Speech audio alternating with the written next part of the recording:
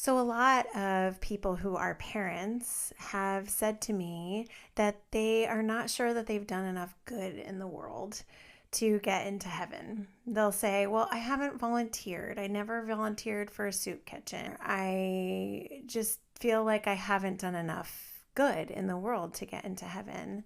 And I like to share a little story from a conference that I attended. So there was a pastor who came to a church and was explaining that really, in order for us to grow in our faith, we need to do these 5 things. And one of them was sacrifice and giving of ourselves in these typical ways that we think.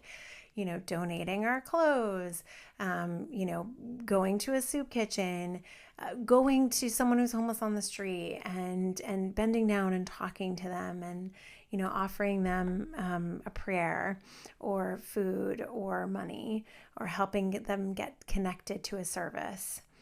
And so he was really saying, we need to do this sacrificial giving in our lives to grow spiritually. And a mom went up to him after the service and said, I really am okay with those other 4 things that you talked about, but I just don't have the time to do that sacrificial giving. And I really do want to grow in my faith. And I'm really kind of concerned. And he said, now, wait a minute, aren't you a mother? And she said, yes. And he said, don't you have 4 children at home? And they're young. And she said, well, yes, but, still we should be able to do all these things. And he said, stop right there. Being a parent is sacrificial giving. He said, think about it. You've poured out your whole life to these children in front of you. Now, you may sort of go, yeah, but I mean, that's what all parents are supposed to do. Now, I talked to a physician who's a pediatrician, amazing guy. And I was really grappling with this at one point in my life, especially when my kids were really little. And he said to me, Jane, if you didn't take care of your children, someone else would have to. You are helping society by helping your children grow right now. That is your sacrificial giving right now.